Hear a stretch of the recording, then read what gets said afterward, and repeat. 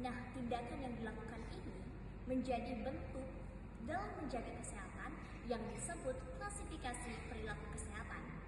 Klasifikasi perilaku kesehatan adalah upaya manusia untuk menjaga kesehatannya yang dikelompokkan terkait menjaga, memelihara, dan peningkatan kesehatan. Berdasarkan tujuan dan fungsinya, klasifikasi perilaku kesehatan dikategorikan sebagai berikut.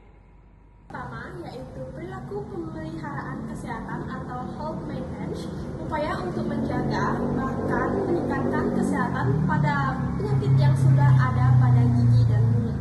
Contohnya yaitu scaling untuk mengurangi peradangan yang terjadi pada gusi. Yang kedua, tindakan penambalan pada gigi berlubang.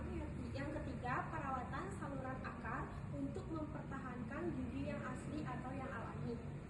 Kedua, perilaku peningkatan kesehatan atau health improvement dalam menjaga kesehatan gigi dan mulut adalah upaya untuk meningkatkan derajat kesehatan gigi dan mulut. Caranya, 1.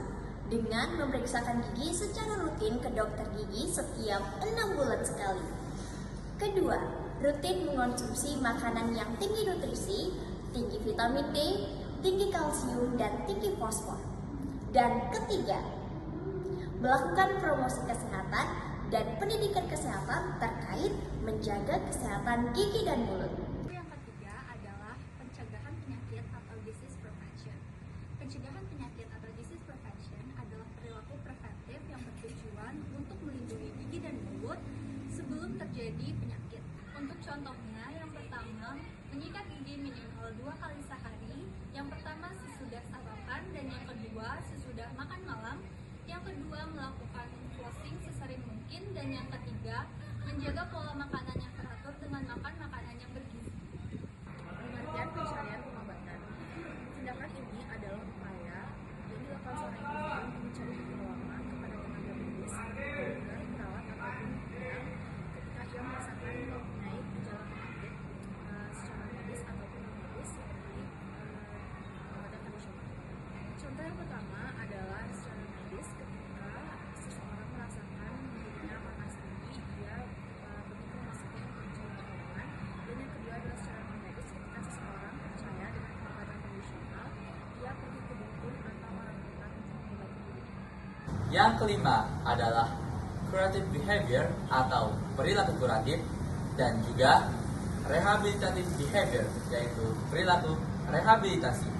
Yang pertama, curative behavior atau perilaku kuratif, yaitu adalah upaya seseorang yang terjangkit penyakit atau telah terjangkit penyakit untuk menyembuhkan dirinya, baik melalui metode tradisional ataupun dengan tenaga medis. Contohnya adalah ketika ada seorang pasien yang mengeluhkan giginya sakit, dan tindakan kuratif yang dilakukan adalah pencabutan gigi dikarenakan gigi tersebut sudah tidak dapat dipertahankan. Lalu yang kedua adalah rehabilitative behavior, yaitu perilaku rehabilitasi, yang dimana tindakan ini adalah tindakan lanjutan dari tindakan kuratif yang bertujuan untuk memulihkan fungsi tubuh sosial yang terakibat karena cacat ataupun luka. Contoh dari tindakan rehabilitasi ini adalah ketika orang yang sudah dicabut giginya, otomatis giginya akan kosong. Nah, dikarenakan akan dikhawatirkan akan ada komplikasi seperti pergeseran gigi lain, perubahan postur wajah, maka daripada itu tenaga medis melakukan langkah rehabilitatif berupa pembuatan gigi implan atau pembuatan gigi palsu supaya hal itu tidak terjadi. 2.